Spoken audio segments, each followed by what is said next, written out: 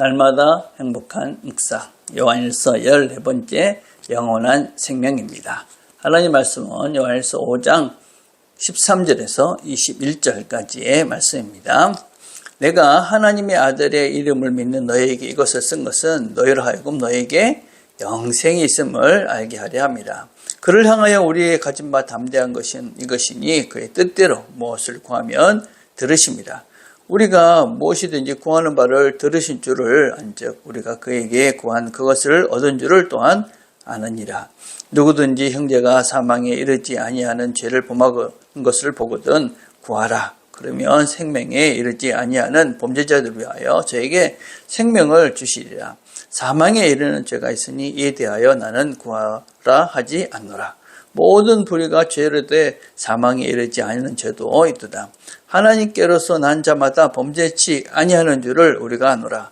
하나님께로서 나신 자가 저를 지키심에 악한 자가 저를 만지지도 못하느니라. 또 아는 것은 우리는 하나님께 속하고 온 세상은 악한 자에게 처한 것이며 또 우리가 아는 것은 하나님의 아들이 이르러 우리에게 지각을 주사 우리로 참된 자를 알게 하신 것과 또한 우리가 참된 자 곧 그의 아들 예수 그리스도 안에 있는 것이니 그는 참 하나님이시요 영생이시라. 자녀들아 너희 자신을 지켜 우상에서 멀리하라. 아멘. 자, 묵상 질문 1번입니다. 하나님께서 들으시는 기도는 어떠한 기도입니까? 오늘 보니까 14절에 그의 뜻대로 무엇을 구하면 들으심이라. 왜 우리가 그의 뜻대로 구해야 됩니까? 그것이 우리에게 제일 필요하고 제일 좋은 것이기 때문에 그렇습니다.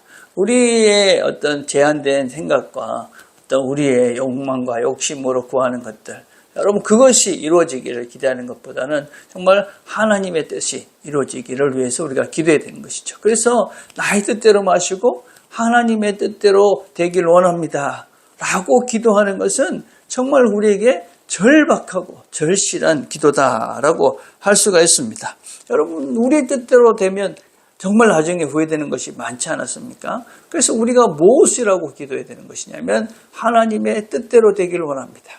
그래서 기도는 그냥 내가 원하는 것을 말하는 것이 아니라 하나님의 뜻이 무엇입니까? 하나님 뭘 원하십니까? 어떻게 하는 것이 나에게 정말 좋은 것입니까? 이렇게 하나님과 이야기를 하면서 그 하나님의 뜻과 내 마음이 하나가 되어지고 그래서 하나님과 그렇게 교제하고 그렇게 하나가 되어져 가는 시간, 그게 진정한 기도의 시간이다라고 할 수가 있습니다. 그래서 우리는 기도하시면서 하나님의 뜻대로 되기를 원합니다 라고 정말 간절히 기도할 때 하나님께서 하나님의 뜻을 알게 하시고 또 우리 안에 계시는 성령께서 그걸 깨닫게 하셔서 하나님 뜻대로 기도할 수 있는, 그래서 우리가 기도하는 것마다 응답을 받는 그런 은혜들을 우리가 누릴 수 있다.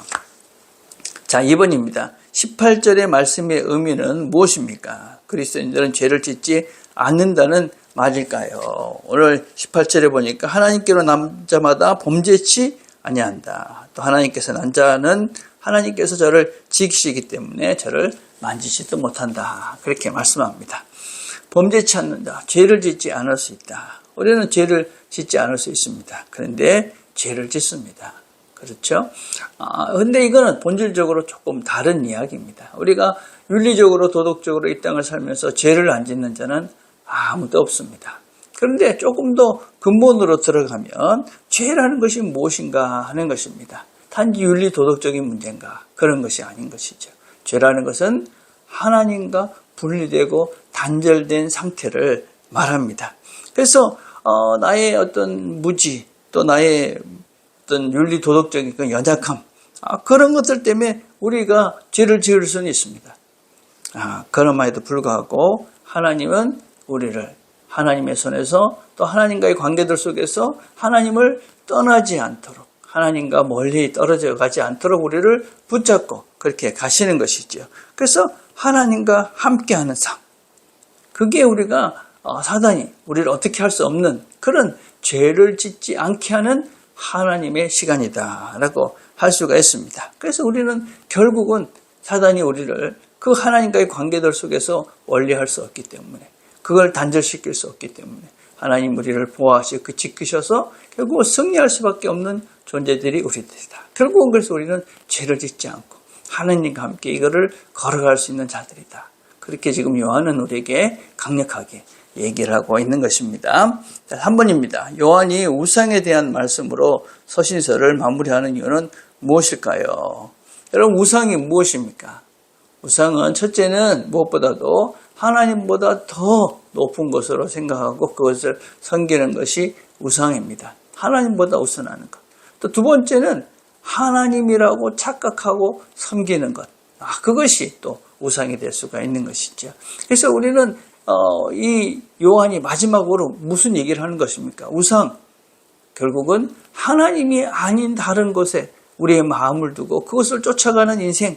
그것은 결국은 망할 수밖에 없기 때문에 우상이 아닌 하나님만을 섬기라. 하나님께로 바로 돌아오라. 하나님을 바로 알아라. 그렇게 지금 결론을 맺고 있는 것이다 라고 할 수 있습니다. 그래서 여러분, 하나님이 아닌 다른 것들을 우리가 따르지 않는지 잘 봐야 됩니다. 진정한 복이 무엇이며 진정한 바른 생명의 길이 무엇인지를 바로 그 걸음을 걸어가기 위해서는 우리는 하나님을 바로 알아야 됩니다. 그리고 그분에게 영생이 있음을, 영원한 삶이 있고 참된 복이 있음을, 진리임을 우리가 알고 그분을 따라서 걸어가는 것이 신앙입니다. 근데 우리 수많은 우상들이 있지 않습니까?